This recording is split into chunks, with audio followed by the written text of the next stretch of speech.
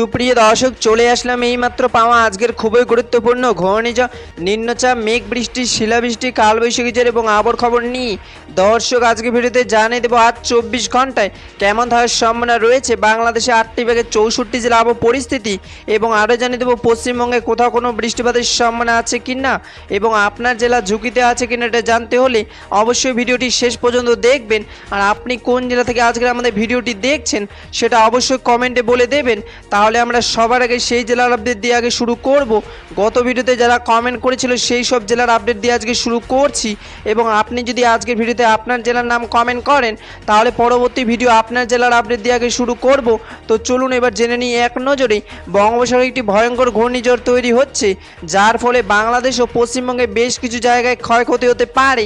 দর্শক এবার সরাসরি চলে আসলাম মেঘ বৃষ্টির স্যাটেলাইট পুরো চিত্রে, এবং এই মুহূর্তে দেখতে পাচ্ছি আজ এবং আগামীকাল 24 ঘন্টায় বাংলাদেশে 8টি বিভাগের 64 জেলা আকাশ মেঘলা থাকার সম্ভাবনা রয়েছে। বাংলাদেশের দিনাজপুর, ঠাকুরগাঁও, পঞ্চগড়, লালমনিরহাট, এদিকে রয়েছে কুড়িগ্রাম, গাইবান্ধা, বগুড়া, নওগাঁ, এদিকে রয়েছে রাজশাহী, নাটোর, পাবনা, সিরাজগঞ্জ বৃষ্টি পাওয়ার সম্ভাবনা রয়েছে। এবং পশ্চিমবঙ্গের দার্জিলিং, কালিম্পং, জলপাইগুড়ি, আলিপুরদুয়ার, কোচবিহার, দক্ষিণ দিনাজপুর, এদিকে রয়েছে মালদা, মুর্শিদাবাদ, পূর্ব মেদিনীপুর, এদিকে রয়েছে নদিয়া বৃষ্টি পাওয়ার সম্ভাবনা রয়েছে। 14ই আগস্ট 2026 শুক্রবারে আবহাওয়ার খবর। ধন্যবাদ।